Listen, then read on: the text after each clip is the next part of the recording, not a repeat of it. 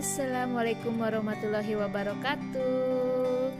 Bersama kembali di dalam Kultum Ramadan bersama SOS Bandung. Bersama saya Ida, putri dari Datuk Wandi, Datuk Khatib Batua. Sudah siap untuk menyimak kultum kita hari ini? Yuk kita mulai kultumnya. Bismillah. Assalamualaikum warahmatullahi wabarakatuh. Hamdan wa syukurillah. Bunga mawar banyak durinya, tangan bermain, kaki melangkah. Sambut Ramadan dengan gembira, moga kita mendapat berkah. Alhamdulillah. Pertama-tama kita panjatkan puji dan syukur kita kepada Allah Subhanahu wa taala dan juga kepada Nabi besar Muhammad sallallahu alaihi wasallam. Dengan rahmatnya pula kita masih bisa berkumpul bersama di dalam sebuah kajian yang insya Allah akan selalu mendapat keberkahan dan juga naungan dari Allah Subhanahu wa taala. Wow, bagaimana puasa kita hari ini? Mudah-mudahan semuanya diberikan kelancaran, kemudahan, dan keberkahan ya. Dan kita akan menjadi pemenangnya di akhir nanti. Dalam situasi dan kondisi pandemi seperti saat ini, tentu akan membuat kita semua sangat-sangat terbatas di dalam melakukan kegiatan. Terutama di dalam hal bersilaturahmi, menghubungi sanak saudara, famili, dan lain sebagainya. Terutama yang jauh. Wah, gimana ya kita tidak bisa berkumpul kembali. Tapi ternyata kekhawatiran itu tidak berlangsung lama. Kenapa? Karena sekarang kemajuan teknologi sudah sangat pesat. Semua orang sekarang sudah punya yang namanya handphone. Siapa sih yang belum punya handphone? Sampai anak kecil juga sekarang sudah punya handphone.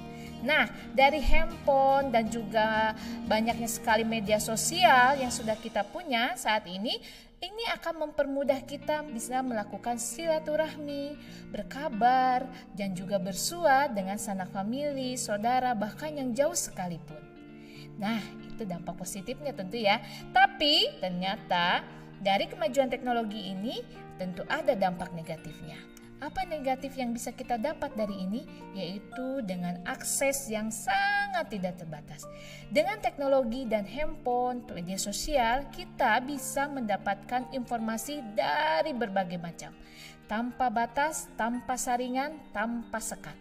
Itulah yang membuat kita harus sangat berhati-hati di dalam menerima berita dan menyebarkannya kepada orang lain. Nah, jadi seorang muslim harus sangat berhati-hati dalam menyebarkan berita. Kenapa? Karena salah sedikit saja dalam menyebarkan berita, maka layaklah baginya disebut sebagai seorang pendusta. Rasulullah Shallallahu alaihi wasallam pernah bersabda, "Kafabil mar'i kaziba ayyuhaddisu bikulli ma syami'ah." Cukuplah seseorang dikatakan sebagai seorang pendusta dikarenakan dia menceritakan setiap yang dia dengar. Hadis riwayat Muslim. Media yang bisa digunakan untuk menyebarkan berita palsu, bohong, atau yang dikenal dengan hoax itu banyak sekali. Ya, kita bisa mengaksesnya dengan mudah. Nah, seperti apa misalnya?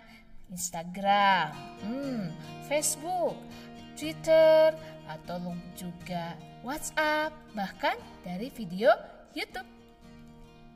Berita yang kita dengar dan kita terima, hati-hati.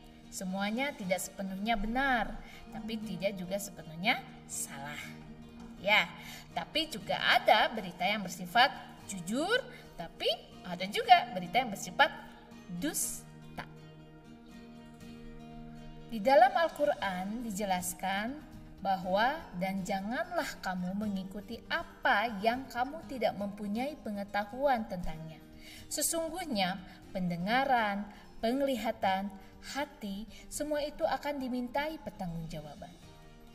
Quran Surat Al-Isra ayat 36.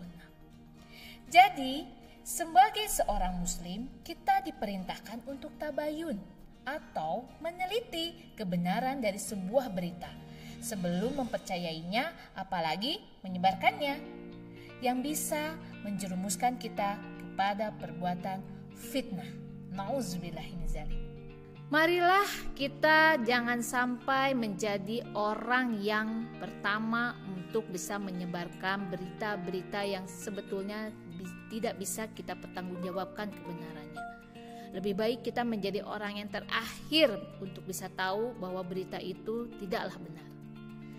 Nah, kalau kita menjadi posisi yang paling terakhir mengetahui ini, posisi kita aman. Bukan sebagai bagian dari penyebar berita ataupun dusta maupun fitnah. Lebih baik kita menjadi pengikut yang terakhir, asalkan itulah dari kebaikan, dibanding kita menjadi pemimpin atau orang yang pertama di dalam keburukan. Nauzubillah. Marilah kita berlomba-lomba dalam kebaikan. Fastabiqul khairat. Ingat, kita bisa memanfaatkan bulan suci Ramadan ini dengan memupuk banyak sekali amal ibadah, pahala untuk bekal kita di akhirat nanti. Sasa dahulu pendapatan, sasa kemudian indak baguno. Dalam setiap hal yang hendak kita lakukan, maka pikirkanlah sematang-matangnya agar terhindar dari hal yang tidak diinginkan. Alhamdulillah. Semoga kita senantiasa dalam lindungan Allah Subhanahu wa Ta'ala. Amin ya Rabbal Alamin. Terima kasih. Sekian pertemuan dari saya. Wassalamualaikum warahmatullahi wabarakatuh.